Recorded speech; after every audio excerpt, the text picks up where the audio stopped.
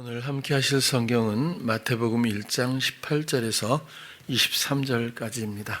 교독하겠습니다. 예수 그리스도의 나심은 이러하니라. 그 모친 마리아가 요셉과 정혼하고 동거하기 전에 성령으로 잉태된 것이 나타났더니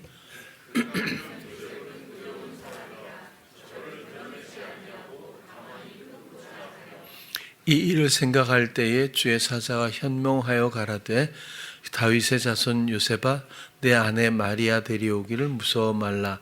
저에게 잉태된 자는 성령으로 된 것이라.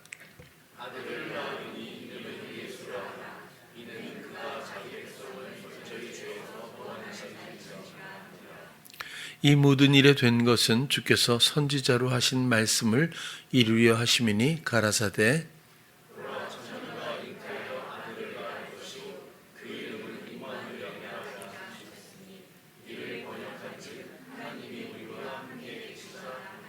아멘. 오늘은 임마누엘이라고 하는 주제로 함께 또 나누려고 합니다. 예수님의 이름이 예수 그리고 임마누엘 이렇게 두 이름이 나타나 있는데 어찌 보면 두 이름은 전혀 다른 내용이 아니라고 보여져요. 우리를 구원하시는 것, 그것은 우리와 함께 하시지 않고서는 불가하기 때문에 원리적으로는 그것이 같은 맥락의 이름이 아닐까라는 생각을 해보기도 합니다. 예수라고 하는 구약에도 예수와도 있고 여호수아라고도 표현이 되기도 하는 이 예수라고 하는 이 이름의 뜻은 하나님께서 구원하신다 이런 뜻이라고 해요. 오늘은 예수님이 자기 백성을 그의 백성을 죄에서부터 구원하신다 이렇게 표현이 되어 있지만 원래 이 이름의 뜻은 하나님께서 구원하신다. 하나님의 구원의 의지를 담고 하나님이 몸을 입고 이 땅에 오셨습니다. 그래서 본면 21절에 죄에서 구원하신다. 예수님이 우리를 구원하신다고 하는 것은 너무 잘 아는 내용인데 자기 백성을 저희 죄에서 구원할 자이심이라 하니라. 죄에서 구원한다는 말에 죄도 하마르티아라고 하는 단어죠. 그래서 이것은 물론 범죄 이런 뜻도 있습니다. 그렇지만 빗나가다 관역에서부터 그런 뜻이 있다고 말씀을 드렸는데 이것은 당연히 하나님의 뜻에 근거해서 생각을 해야 되겠죠. 사실 사람이 하나님의 뜻에 여지없이 늘 빗나가는 말과 행동의 삶을 살 수밖에 없는 것은 사단 때문입니다. 사단은 정체를 드러내지를 않거든요. 들키기 전까지는 잘 몰라요. 그래서 속이고 또 은둔하듯이 부추기는 세력이지 앞에 나서서 대장처럼 우리를 이끌지는 않아요. 그래서 잘 인식을 못할 때가 많은 것 같죠. 사람이 하나님을 대적하는 것이 아니라 하나님을 대적하는 자라는 이름을 가진 사단이 우리의 내면의 여러 가지 감각을 통해서 속이고 부추기고 그렇게 요구하는 것에 대해서 분별하지 못하는 많은 어리석은 영혼들이 굴종하고 또 따르는 어떤 그런 상태에서 언제나 늘 하나님의 뜻에 어긋날 수밖에 없는 삶의 모습을 갖고 있게 되고 이것은 에덴에서부터 출발해서 모든 영혼들, 모든 인생들의 모습이기도 합니다.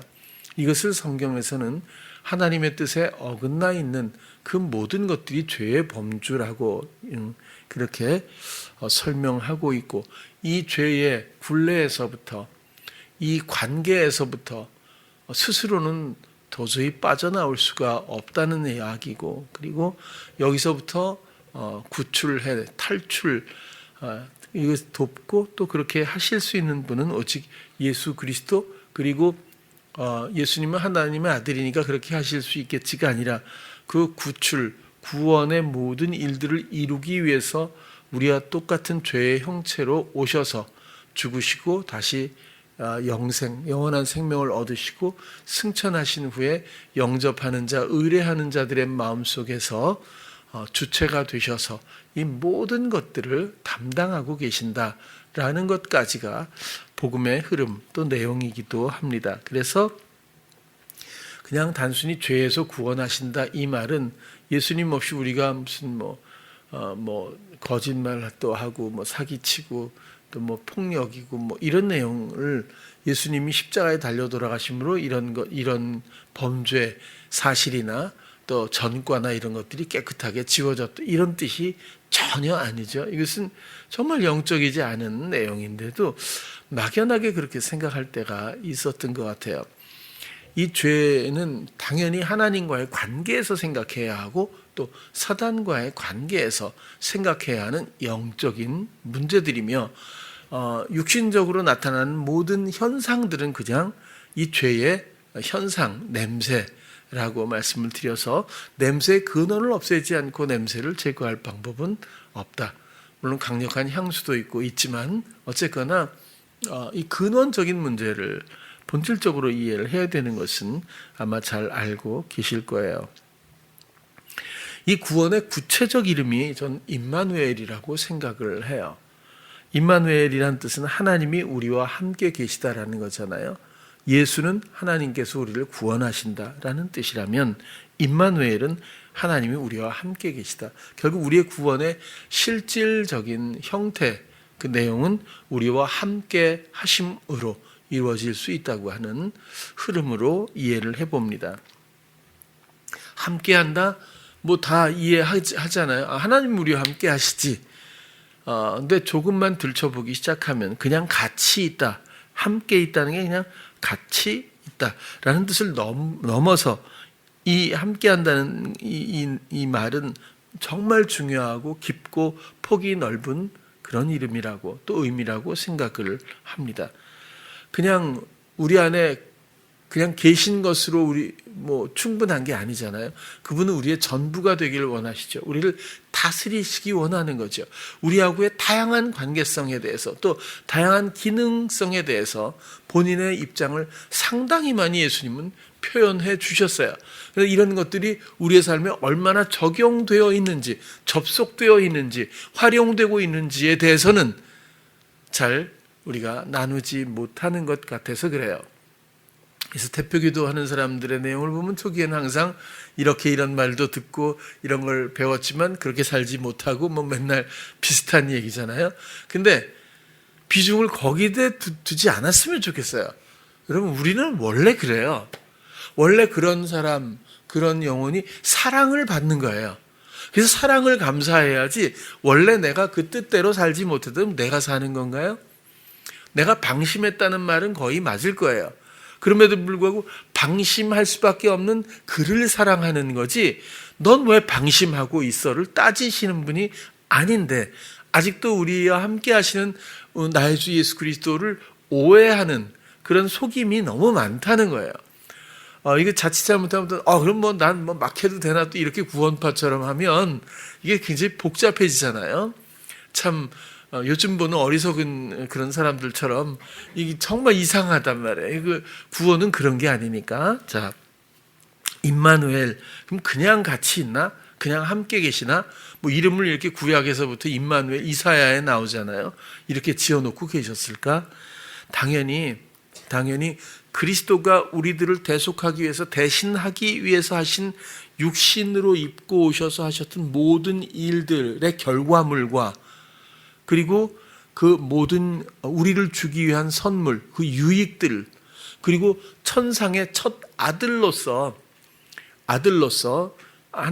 예수 그리스도에게 부여하신 천상의 모든 능력과 권세, 그러니까 처음부터 하나님의 아들 독생자였기 때문에 원래 갖고 있던 능력이 아니라 그건 있었죠. 근데 그게 아니라 예수 그리스도는 한 사람으로서 하나님을 사랑했고 전적으로 신뢰하고 순종했던 그 사람에게 부여받은 하나님의 기뻐하심의 생명, 그리고 천상의 영향력, 능력, 번세, 이런 원리, 이런 것들로 말미암아 그 처다들이 우리 안에서 계셔서 오셔서 함께 하심으로 의뢰하는 자마다 믿음으로 그를 신뢰하고 순종을 기뻐하는 그런 믿음의 사람들에게 이 모든 것들이 전이 됨으로 말미암아 그 다음 아들들이 되게 하시는, 상속하게 하시려고 하시는 하나님의 뜻을 이루신 예수 그리스도가 우리와 함께 계시다, 그런 뜻입니다. 그냥 사람 안에 하나님이 계시지 정도가 아닌 거예요. 강동훈이라는 사람이 왜 가슴을 쳤겠어요? 하나님이 사람 안에 계시는구나 라는 사실을 인지하는 정도였으면 그 사람이 변했겠습니까? 이것은 모든 능력의 이름입니다. 모든 것을 이루신 사랑의 이름입니다. 이것은 하나님이 지으신 하나님의 이름입니다. 그리고 사람 안에 함께 하시겠다는 사랑의 완성에 대한 내용, 그것을 담은 이름이라고 하는 거죠.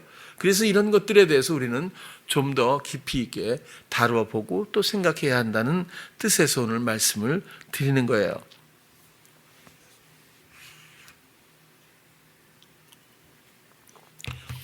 여러 가지로 표현해 볼 수 있겠지만 우리와 함께 하신다는 이 의지의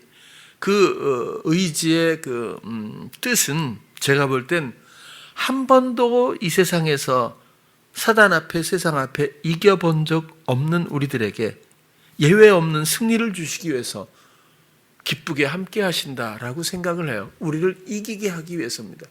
누가 이겨본 적이 있어요? 누가 무엇을 알겠어요? 누가 지식이 있습니까? 어떤 사람이 지혜가 있겠어요?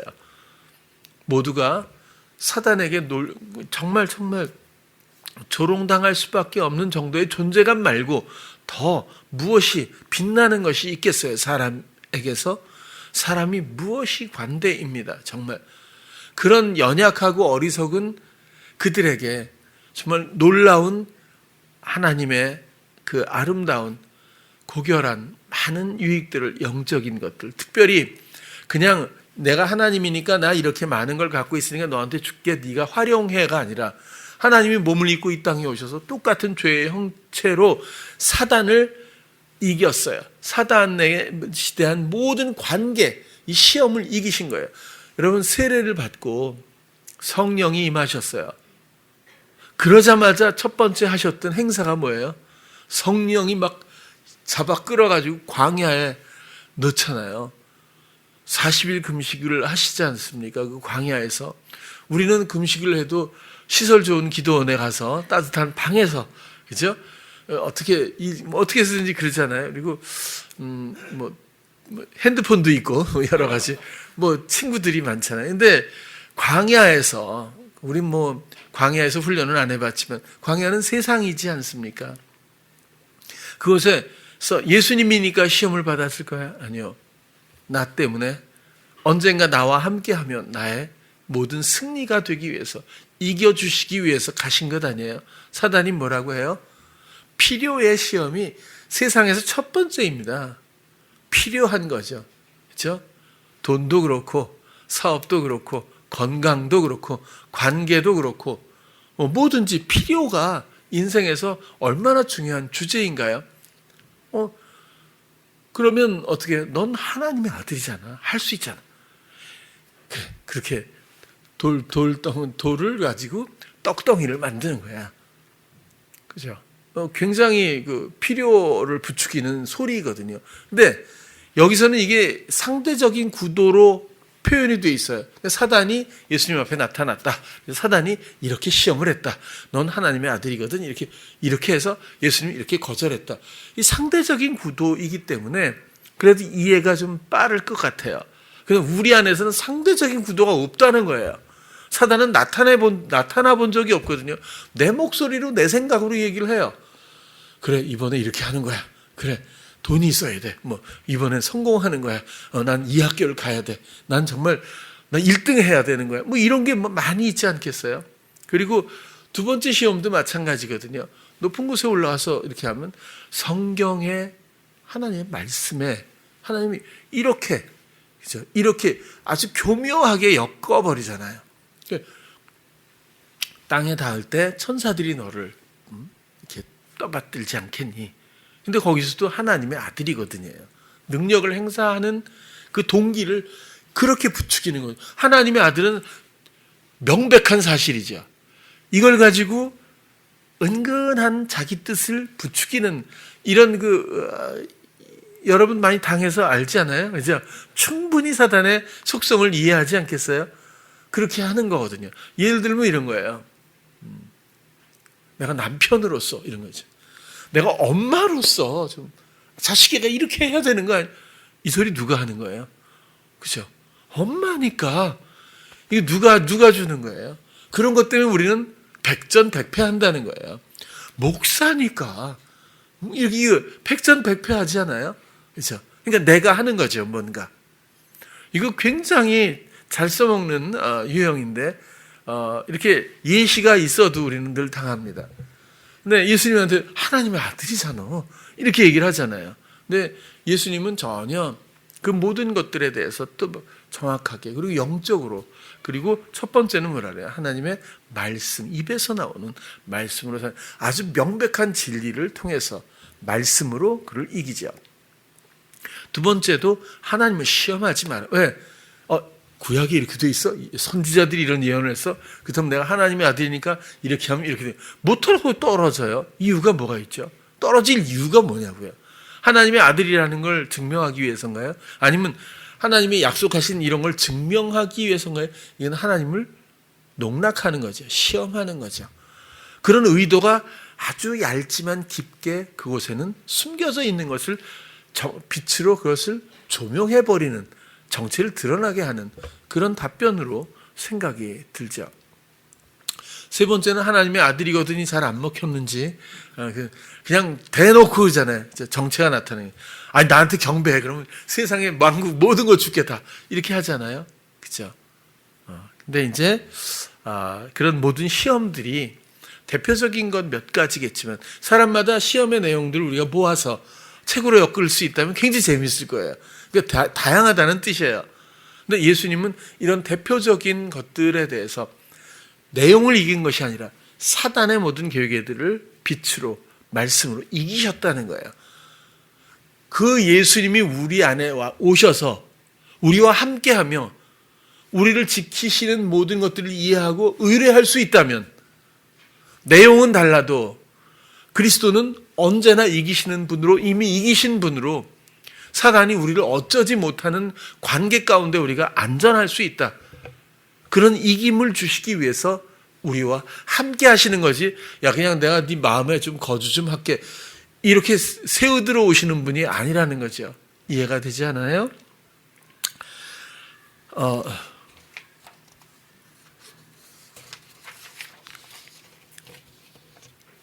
다만 우리 안에 거주하시는 주님을 우리가 의뢰하고 믿음으로 들을 때 주님의 이기심이 우리를 지키신다. 이런 원리에 대해서 꼭 부여잡았으면 좋겠어요. 안 그러면 우리는 또 똑같은 자리에서 동일하게 원인도 모른 채 또 굴종할 수밖에 없는 삶을 살 수밖에 없죠. 또 우리와 함께 한다는 것은 나를 위해 십자가의 죽으심으로 이기셨다는 그 이기심의 내용이 십자가에서 죽으심으로 이기셨어요. 십자가에서 내포된 이야기는 내용들은 너무 많지만 특별히 십자가를 지심으로 세상을 이기셨다. 사단을 밟아 이기셨다라고 하는 내용이 굉장히 중요해요. 예수님과 사단의 싸움이 아닙니다. 우리 때문에 하신 대속의 일들이지 않습니까? 세상에 얽매였던 모든 죄인들의 존재를 대신 담당하셔서 하나님 앞에 산제사를 드림으로 순종하고 또 형벌 받으심으로 화목을 이루셨고 세상에서는 세상과는 사단과의 영적인 단절을 이루셨어요. 사단과의 생명의 단절을 이루셨어요. 사단과의 모든 관계에 더 이상 갚을 것도 관계할 것이 없는 관계의 단절을 십자가로 이루셨어요. 어떻게? 죽음으로. 이 죽음이라고 하는 것은 이 생명, 목숨으로 생각하시면 조금 오해가 될 수 있고 이 죽음이라고 하는 것은 우리의 몫은 마음의 죽음입니다. 마음에 원하는 것이라고 하는 이게 옳아 보이는 어떤 이 동기가 있거든요. 이러기 때문에 그렇게 사는 거예요. 이런 모든 내가 마음에 원하는 것, 내가 삶의 동기가 유발되어서 그것으로 말미암아 이끌림을 받는 이런 삶의 모든 원리들을 잘라버리는 것으로 우리의 십자가가 설명되어야 한다, 그런 뜻입니다. 그래서 예수 그리스도는 이런 대표적인 대행의 죽음을 하셨지만 우리들은 그 앞에서 마음의 죽음이 반드시 있어야 돼요. 그리고 이 마음의 죽음은 결국 사단과의 관계 단절로 가고 사단이 나에게 관계할 것이 없게 되니까요. 왜? 나를 아무리 부추겨도 나는 더 이상 시도할 수 없는, 내 영이 마음에 있지만 생명, 그 관계는 생명이 있을 때 생명력이 없는 관계로 그냥 이렇게 청산되었기 때문에 그것을 성경에서는 죽었다라고 이야기를 해주고 있는 거죠.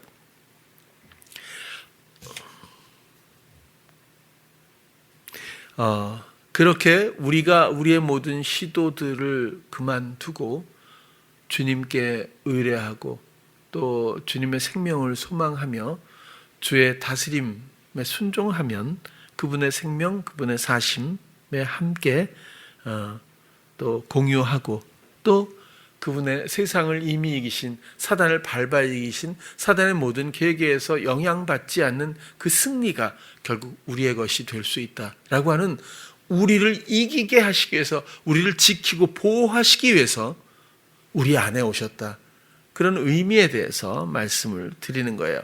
그래서 여호수아 1장이 있나요? 혹시 내가 없어요. 여호수아 1장에 보면요, 여호수아한테 모세가 죽고 나서 하나님이 직접 말씀하시잖아요. 모세와 같이 내가 너와 함께 하리라, 두려워 말라라고 하시잖아요. 절대로 두려워하지 말라는 거. 왜? 내가 너와 함께 할 거니까. 그렇죠? 그럼 왜 두려워하지 말라고 그래요? 여호수아가 앞으로 해야 될 일이 얼마나 많아요. 모세는 정복해야 될 땅을 내려다보면서 거기서 소천했어요. 그 다음에 일은 다 여호수아가 한 일이지 않습니까? 근데 이제부터 전쟁입니다. 끝없이 영토를 넓혀가고 전쟁을 해서 정착을 해야 되는 이 큰 막중한 임무 앞에서 여호수아 보고 두려워하지만 내가 너와 함께함이라. 함께한다는 것은 정말 그 존재감을 우리가 선명히 느낄 수 있다면 아주 당연한 겁니다. 두려워하지 않을 것은. 제가 뭐 어린아이도 마찬가지죠. 엄마 손을 잡으면 두려워하지 않아요. 근데 혼자 있으면 두려울 수밖에 없잖아요. 집에도 혼자 있으면 아파트는 괜찮은데 전원주택 가는데 깜깜한 숲속에 있으면 갈 때 아마 굉장히 두려울 거라고요. 혼자라는 것이 좀, 물론 엄마는 이해가 안 될 수도 있겠네요. 저도 아주 어렸을 때인데 그 초등학교 몇 학년 때인가 2학년 때인가 아무튼 어렸을 때인데 그 어머니가 무서운 영화를 좋아하셔서 같이 살인마라고 하는 영화를 보고 저녁 때 밤에 골목길로 돌아오는데 막내를 업고 이렇게 포대기로 이렇게 하고 저는 이제 엄마 옆에 졸졸 따라하는데 골목길도 무섭고 너무 무서운 거예요. 아까 그 장면들이 별거 아닌데 그 영화는 대문을 이렇게 오래된 고택을 쫙 열면 대문 연석에 이렇게 나요. 그러다가 이렇게 긴장감 하다가 꼭 고양이가 갑자기 확 튀어나오고 그런 걸로 무섭고, 또 아니면 수돗물을 탁 틀었는데 막 피가 막 나오는 거예요. 근데 그 다 흑백 영화였거든요. 근데 그런 설정이 막 무서운 거지. 그래갖고 그 포대기를 잡고 뒤에 막 따라가는데 집에 가는 동안 나 이 새끼야 이거 나 이래가지고 무서운 채로 저는 그냥 뒤따라간 적이 있었어요. 근데 어쨌거나 함께 한다는 건, 하나님이 우리와 함께 한다는 것은 정말 그 사실을 인지한다면 두려울 게 무엇가 있을까라는 거예요. 하나님이니까가 아니라 몸을 입고 이 땅에 오셔서 나를 위해서 하신 모든 일과 모든 이기심으로 우리를 지키시고 인도하시는데, 우리의 믿음이 얼마나, 우리의 관심이 얼마나 연약하면, 그죠? 아직도 내가 하며 두려운 그런 삶을 살고 있을까라는 생각을 하게 되는 거죠. 여러분, 엘리야가 있잖아요. 참 대단한 사람이에요. 승천을 한 사람이잖아요.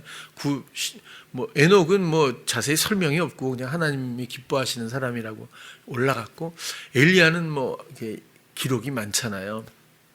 그리고 이 사람이 정말 제가 봐도 뭐 대단한 것 같아요. 엘리야가 모세, 예수님 율법과 그다음에 복음, 그렇죠? 그 가운데 엘리야가 있잖아요. 이게 정말 대단한 사람이에요. 근데 그 아합 왕이 시돈 왕, 시돈이라고 이제 이방 나라잖아요. 그 시돈의 왕의 딸 이세벨하고 결혼했는데 이 여자, 요즘에 여자가 문제네요. 근데 이 굉장히 이게 그러니까 밥상에서 끼니 때마다 850명의 450명의 바알 제사장과 400명의 또 아세라 제사장들 850명과 같이 식사를 할 정도로 이방신에 아주 막 대단한 어떤 관심과 영향력을 갖고 있던, 그러니까 나라가 막 엉망이 되잖아요. 엘리야가 나서서 이제 하나님에 순종해서 대결을 벌이지 않습니까? 그래서 갈멜산에서 그 유명한 그 엘리야의 어떤 그 850대 1의 대결을 벌이는데, 그 장면에서 정말 독특한 게 그거였어요. 저는 그들을 조롱하잖아요. 혹시라도 될 수도 있는데 그게 아니라 엘리야는 니네들 먼저 해 그래 하고 해봐. 왜 니네 신은 왜 좋으냐, 주무시냐, 뭐 어떻게 된 거냐, 이런 얘기를 할 수 있다는 게 이 사람의 성격이 정말 강직하고 믿음도 대단한 것 같아요. 하나님에 대해서 뭐 확고하잖아요, 그죠? 뭐 두렵게 아니면 긴장하면서 저쪽 팀을 보고 있는 게 아니라 뭐 니네는 맘대로 해 뭐 이렇게 하면서 조롱하고, 그리고 한순간에 이 모든, 그리고 끝나자마자 처형당해서 다 850명을 죽였다고 하는 것만 해도 이 엘리야는 성정이 정말 엄청난 사람이다라고 생각이 들잖아요.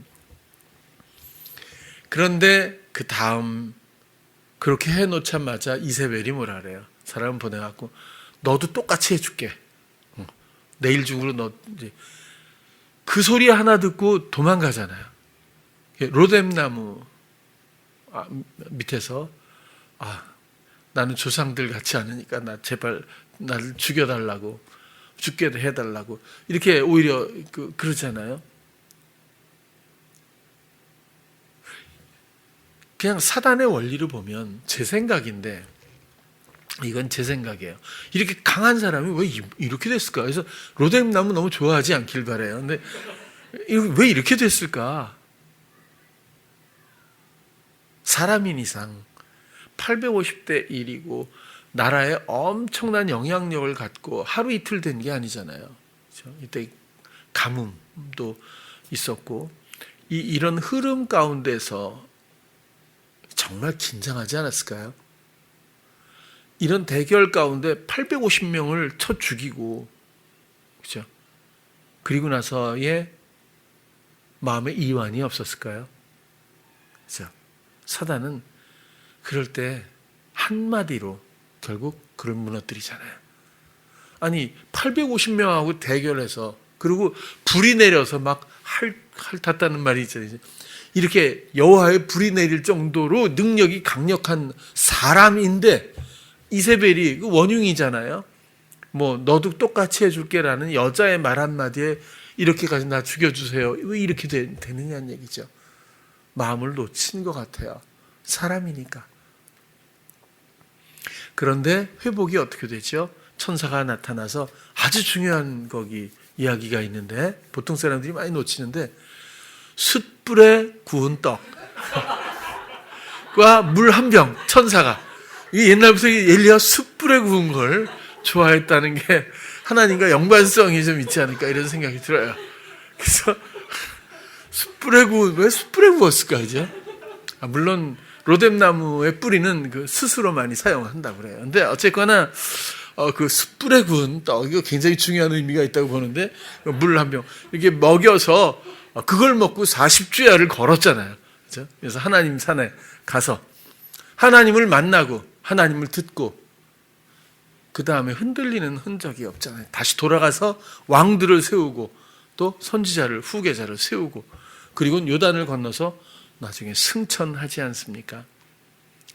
엘리야가 그럴 줄 알았어 뭐 강한 척 하더니 엘리야도 별것 아니구만이 아니라 사람은 다 그래요. 완벽이라는 게 있을 수가 없어요. 사랑의 조건이 안 되거든요. 뭐 꼭 그렇게 연관시킬 필요는 없겠지만 어쨌거나 하나님을 듣는다는 것, 하나님과의 관계가 회복된다는 것, 이것은 정말 대단한 진리입니다. 이세벨의 한 말에서 왜 그가 무엇을 놓쳤을까요? 하나님과의 돈독한 관계 이완의 어떤 순간이 있었다고 보여지는 거죠. 그것을 하나님의 산에서 하나님의 성전 우리 마음 안에 돌아가 우리가 그분을 세미한 음성을 듣기 시작하면 모든 것들이 결국 그 생명이 그 강함이 이김이 다시 회복된다고 하는 그런 교훈이 그곳에 있지 않을까 싶었어요. 우리와 함께 하신다라고 하는 이 비유를 성경에서는 많이 있죠. 친구, 그렇죠? 친구로 함께 한다라는 말도 있잖아요. 동등한 교제의 관계의 의미라고 봐요. 또 신부라는 비유도 자주 있거든요. 이건 사랑의 관계로 영원히 함께 한다라는 뜻일 거예요. 우리가 진짜 뭐 예수님의 마누라들이 돼가지고 무슨 밥 해주고 빨래 해주고 뭐 이게 역할론이 아니라 이게 사랑으로 이해를 해야 되잖아요. 사랑받는, 보호받는 이런 관계로 이해를 해야 될 것 같아요. 그리고 백성으로도 많이 표현을 해요. 택하신 족속에 대해서 지난주에 말씀을 드렸어요. 바로 앞에서 이야기하는 관계라고 하는 것이 얼마나 소중한 진리인지 또 우리가 나누었고 양과 목자의 관계도 있어요. 우리 안에서 우리를 또 보호하시고 공급하시고 이끄신다는 그런 뜻이겠죠. 또 양은 내 말을 듣고 나를 따른다라고 하는 그런 표현도 지난주에 우리가 다루었습니다. 또 아주 중요한 것은 굉장히 중요한 것은 아들들이 되게 하려 하신다는 것이 굉장히 비중이 있게 저는 다가온다고 봐요. 에베소서를 한번 볼까요? 우리가 다루었던 적이 있는데요. 곧 창세전에 그리스도 안에서 그리스도를 영접해야 돼요. 그리고 그분이 나의 왕이 되셔야 해요. 그분의 이김이 나의 이김이 되어야 해요. 그분의 지혜와 지식이 능력이 나와 공유되어야 하죠. 그분의 뜻에 우리가 동의하고 경청, 응낙, 복종이 있어야 돼요. 그래야 그리스도 안에 있는 것이니까 그리스도 안에서 우리를 택하사는 말씀을 드렸죠. 에클레고마이라고 하는 그 말씀을 드렸고 또 우리로 사랑 안에서 이건 무조건입니다. 무조건이에요. 이건 창세 전부터 심심해서가 아닙니다. 사랑해서지. 이 사랑은 우리는 인생 가운데 흔적만 맛보기 때문에 완전하지도 않고 그리고 굉장히 추상적일 수 있지만 하나님의 사랑은 아주 확고하고 아주 너무 선명하지 않아요? 분명하죠. 그 사랑 안에서 그 앞에 거룩하고 흠이 없게 하시려고 그 기쁘신 뜻대로, 그죠? 뜻대로 우리를 예정하셔서 예수 그리스도로 말미암아 자기의 아들들이 되게 하셨으니 상속자들이 되게 하는 거죠. 진정한 하나님의 형상을 닮은 지혜자들이 말씀을 그저 듣고 행하는 걸 넘어서서 말씀이신 하나님과 함께 그 말씀을 말하는 같은 뜻이 동시간 같은 순간에 함께 그 공간 어느 장소에서든지 그 말씀이 그 입술에 있고 그 마음의 뜻이 그 행실에 있는 그 연합의 관계 아들들이죠. 갈라디아서 2장 26절도 보면 너희가 다 믿음으로 말미암아 그리스도 예수 안에서 하나님의 아들이 되었으니 복음의 결국은 하나님의 상속자들입니다. 하나님의 아들들이에요. 그냥 이것은 족보를 얘기하는 게 아니라 그냥 단순한 관계가 아니라 하나님은 사랑으로 모든 것들을 우리에게 주시기를 원해요. 그렇죠? 자, 이건 그리스도 예수 안에서 믿음으로 말미암아 모든 것들을 경청하고 응낙하고 복종할 때마다 우리는 그 하늘의 천상의 모든 그 영향력들을 행사할 수 있는 사람이 될 수 있다. 로마서 8장 14절도 무릇 하나님의 영으로 성령으로 인도함을 받는, 순종으로 인도함을 받는 거죠. 인도함을 받는 그들은 곧 하나님의 아들이라. 참 여기뿐만 아니라 많이 나와요. 하나님의 아들, 하나님의 아들. 복음의 결국은 하나님의 아들됨입니다. 또 마태복음 5장 9절 보면 화평케 하는 자는 복이 있나니 저희가 하나님의 아들이라 일컬음을 받을 것이며, 다른 거 보면 뭐 가난한 자는 복이 있나니 뭐 이렇게 하잖아요. 천국이 저희, 또 온유한 자는 복이 있나니 뭐 이렇게 하나님 볼 것이 뭐 이렇게 조금 그렇구나. 근데 갑자기 뭐 화평케 하는 자는 복이 있는데 저희가 하나님의 아들이라 일컬음을 받는다고? 이건 무슨 연관 관계가 있을까? 조금 그런 생각이 들을 때가 있었어요. 여기서 화평케 하는 것이 중요하겠죠. 그 내용이 화평이라고 하는 건 두 가지 단어가 합성된 거예요. 에이레네 아시죠? 에이레네는 뭐죠? 평화, 고요, 번영이란 뜻이 있지만 영적으로는 또 다시 하나가 되다라는 뜻이 있어요. 그렇죠? 에이레네하고 어떤 단어일까요? 포이에오입니다. 그래서 우리 주님이, 하나님이 우리를 구원하신다. 그리고 그 구원의 구체적인 내용 중에 가장 큰 원리가 뭐죠? 하나님이 우리와 함께 하신다. 이렇게 하나님이 함께 하시도록 만드는 사람, 홀로 있었던 모든 영혼들이 다시 하나가 되도록 만드는 사람들, 그런 사람들은 하나님의 아들들이다. 일컬음을 받을 것이다. 그런 뜻입니다. 하나님이 원하시는 게 뭐죠? 예수님이 승천하시면서 부탁한 게 뭐죠? 내 증인이 되다오. 증인이 뭐예요? 2000년 전에 예수님이 이렇게 돌아가시고 뭐 십자가에서 이런 얘기가 아니라 지금 이 순간 나와 함께 하시는 그분의 모든 뜻을 교감하고 이야기하고, 그죠? 나누며 지금 내가 표현해야 될 그분의 뜻을 가감 없이 그대로 내가 증거할 수 있다면 증인이겠죠. 이것은 어떤 사실을 증언하는 것이 아니라 이 순간의 생명을 표현하는 것이 증인이라고 하는 그런 의미예요. 증인이라는 뜻에 순교라는 뜻도 있잖아요. 순교자. 그러니까 이전에 나는 아주 죽음처럼 깨끗하게 없어야 돼요. 조금이라도 가감이 되면, 하나님의 영광을 위해서 이렇게 해야 합니다. 이렇게 되면 가감이 될 수도 있잖아요. 또 나의 이해, 주님께 들은 것이 아니라 내가 갖는 지식적 이해를 가지고 또 표현하다 보면 가감이 될 수 있잖아요. 그러면 온전한 증언이라고 보기가 어려울 수도 있겠어요. 화평케 하는 것 예수님이 정작 원하시는 거고 우리의 몫이 아닙니다. 우리 안에서 의뢰하는 자, 믿음으로 의뢰하는 자를 통해서 주님이 하시는 일일 뿐이죠. 하나님이 아주 분명하게 몸을 입고 이 땅에 오셨어요. 죄의 형체로 오셨어요. 그리고 이것은 창세 전부터 이미 예고되었고 사랑의 스케줄 중에서 가장 중요한 약속의 정점입니다. 그리고 그냥 왔다가 내가 하나님의 아들이야 하고 그냥 승천하시는 것이 아니잖아요. 우리를 위해서 모든 시험과 우리의 모든 어려움과 우리 세상에서 고아처럼 버려졌던 모든 일들을 돌보셨어요.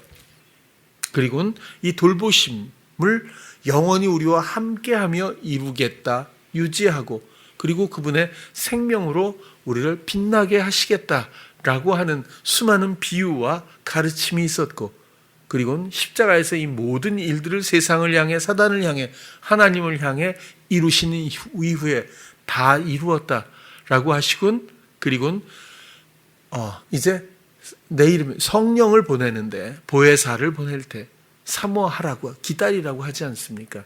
그래서 이젠 성령으로, 이제 영적인 시대가, 영적인 생명이 이제부터 열리게 되는 진정한 복음, 이것은 우리와 함께 하시는 하나님과 나와의 관계에서 설명될 수 있다라는 결론으로 오늘 임마누엘이라고 하는 이 지어진 이름에 대해서 나누게 되었습니다.